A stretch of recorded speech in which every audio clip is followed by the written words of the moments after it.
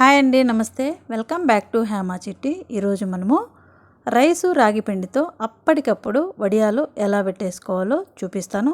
Video పూర్తిగా చూడండి. పొడి కొట్టక్కర్లేదు, బియ్యం నానబెట్టక్కర్లేదు. అప్పటికప్పుడే మనం వడియాలు పెట్టేసుకోవచ్చు. ఫస్ట్ టైం ఎవరైనా మన ఛానల్ చూసినట్లయితే సబ్స్క్రైబ్ చేసి లైక్ చేసుకోండి. మంచి మంచి వీడియోలు వస్తాయి నోటిఫికేషను. యూట్యూబ్ నుంచి సిల్వర్ బటన్ తీసుకోవాలని నా కోరిక అండి. ప్లీజ్ అండి సబ్స్క్రైబ్ చేసుకోండి.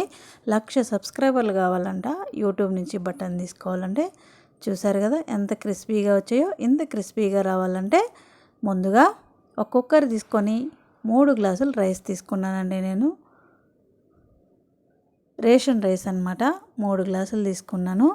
వీటిని రేషన్ రైస్ కాబట్టి 4-5 సార్లు నీట్గా కడుక్కుందాం, క్లీన్ చేసుకుందాం. నీట్గా క్లీన్ చేసుకున్న తర్వాత వాటర్ అండి 2, 3, 4, 5, 6, 7, 8, 9, 10,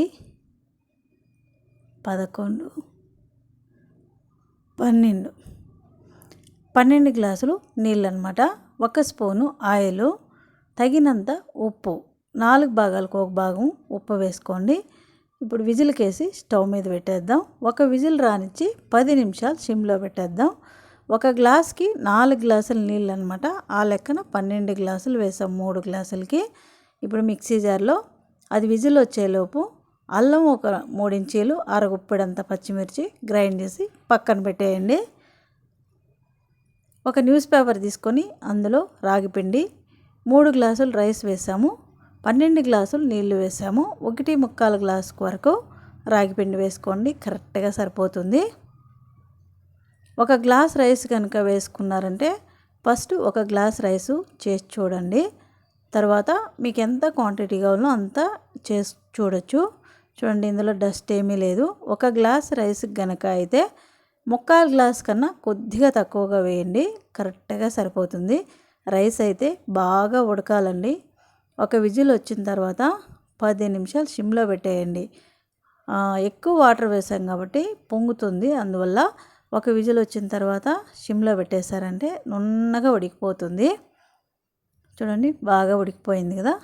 బాగా కలుపుకుందాం. చూడండి, చాలా మెత్తగా ఉండాలి. అస్సలు రైస్ అనేది ఉండకూడదు, మెత్తగా అయిపోవాలి. అప్పుడే నీకు వడియాలు బాగా వస్తాయన్నమాట.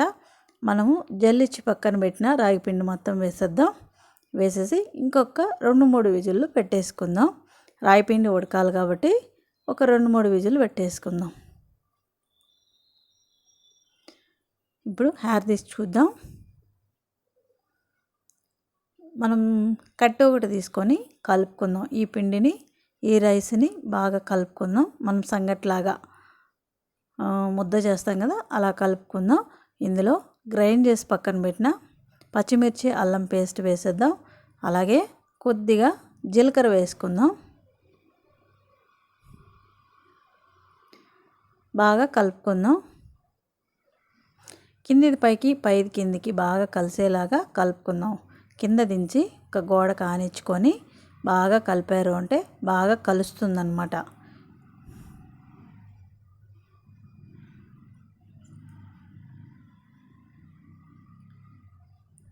ఒకవేళ మీకు గట్టి అయింది అని కనుక మీకు అనిపిస్తే 1 గ్లాస్ నీళ్ళు కాంచి వేసేసుకోండి.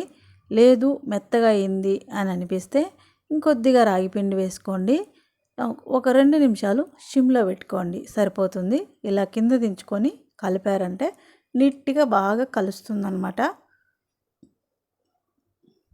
చూడండి ఎంత నున్నగా అయిపోయిందో, బాగా ఉడికిపోయింది. ఇంత మెత్తగా కూడా ఉండాలన్నమాట. టేస్ట్ చూద్దాం. ఉప్పు కారం ఏమైనా సరిపోలేదు అనుకుంటే ఈ టైంలో వేసేసుకోవచ్చు. తడి చేసుకొని చూసినప్పుడు అంటుకోకుండా ఇలా రావాలన్నమాట.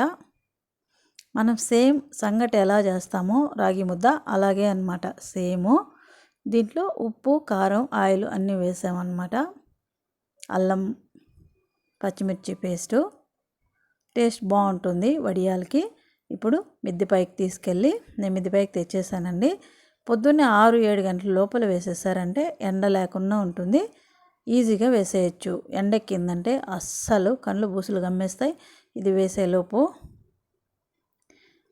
కొద్దిగా గిన్నెలోకి నీళ్ళు తీసుకొని ప్లేట్ ఒకటి తడి చేసుకొని అందులో కొద్దిగా తీసుకొని మూత పెట్టేయాలి. మనం ఫస్టే గట్టిగా చేసుకోవద్దు. కొద్దిగా మెత్తగా ఉన్నిందంటే మనం వడియం పెట్టేలోపు కరెక్ట్గా పర్ఫెక్ట్గా సరిపోతుంది.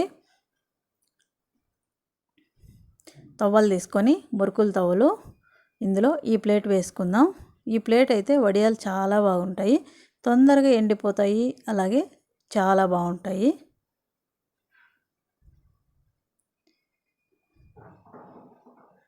తడి చేసుకొని కొద్దిగా చేత్తో నలుపుకొని నీళ్ళు కంపల్సరీ పెట్టుకోవాలన్నమాట. మనం తడి చేసుకుంటూ చేత్తో నలిపి వేసుకోవాలి. చూడండి ఎంత సాఫ్ట్గా ఉడికిపోయిందో. ఇంత సాఫ్ట్గా ఉడకాలి. 2-3 సార్లు రిపీట్ చేసినానని ఏమీ అనుకోవద్దు. అంత సాఫ్ట్గా ఉండాలన్నమాట. ఎందుకంటే ఇది మనం పొడి చేయలేదు, ఓన్లీ రైస్తోనే చేస్తున్నాం కాబట్టి నున్నగా ఉడకాలన్నమాట.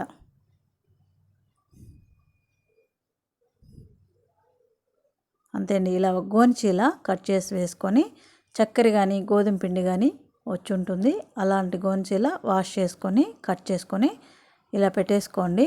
ఇలా వడియాలు పెట్టుకోవడానికి చాలా బాగుంటుంది. మురికి వడియాలు కాబట్టి గోనిచీల పైన చాలా బాగా వస్తాయి. దొప్పి వడియాలు కనుక అయితే గోనిచీల పైన పెట్టద్దండి, బట్ట పైన లేదు అంటే కవర్ పైన పెట్టేసుకోండి. వేడిగా ఉంటే కవర్ పైన పెట్టకూడదండి, చాలా ప్రాబ్లమ్స్ వస్తాయి. చల్లారిందంటే బాగా చల్లారిందంటే కనుక కవర్ పైన పెట్టేసుకోండి.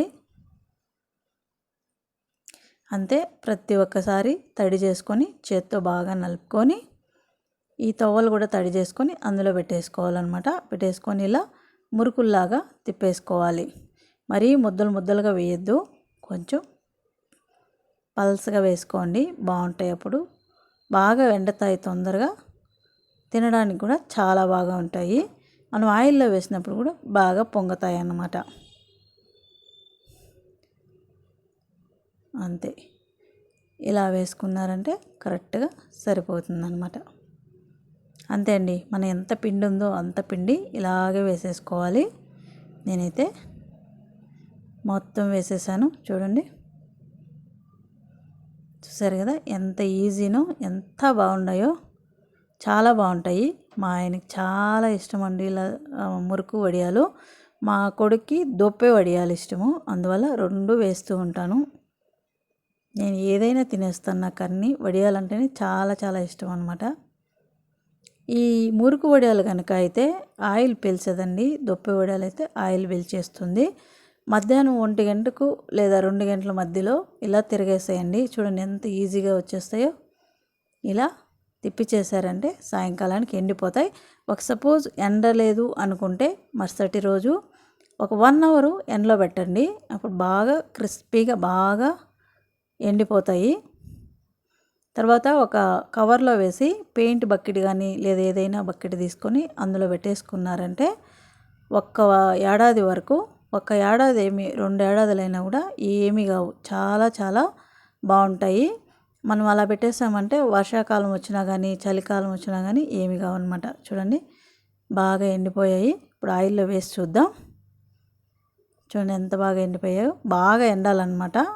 ఈ రైసు రాగిపిండి వడియాలు చాలా బాగా ఎండాలి. ఏదైనా వడియాలు బాగా ఎండితేనే ఇలా నీకు పొంగతాయి అన్నమాట. ఆయిల్ బాగా వేడెక్కిన తర్వాత ఇలా వేసుకుంటే బాగా పొంగాలి. అంతే అండి. మనకి ఎన్ని కావాలంటే అన్ని, పప్పుకూర లేదంటే రసము ఇలా పెట్టేసుకున్నప్పుడు కానీ మేమైతే వీక్లీ 2-3 టైమ్స్ ఖచ్చితంగా వడియాలు ఉండాల్సిందే మా ఇంట్లో. ఈజీ అనమాట. అప్పలాలు తెచ్చామంటే అవి చాలా దినాలు నిల్వ ఉండవు, ఉప్పు కూడా ఎక్కువ ఉంటుంది. ఇదైతే మనకు కావాల్సినట్లు టేస్టీగా చేసుకోవచ్చు. ఇంట్లో శుభ్రంగా చేసుకుంటాం కాబట్టి తినడానికి కూడా చాలా టేస్టీగా ఉంటాయి, బాగుంటాయి అన్నమాట. ఇలా అన్నీ మనకు ఎన్ని కావాలంటే అన్నీ ఇలా ఆయిల్లో పేల్చి ఒక ప్లేట్లోకి తీసేసుకోవడమే. అంతే అండి. చూసారు కదా, రైసు రాగిపిండితో వడియాలు రెడీ అయిపోయినాయి. మనము సంగటి వడియాలని కూడా అనొచ్చు, చాలా బాగుంటాయి. చూడండి ఎంత క్రిస్పీగా వచ్చాయో, చాలా క్రిస్పీగా వచ్చాయి కదా.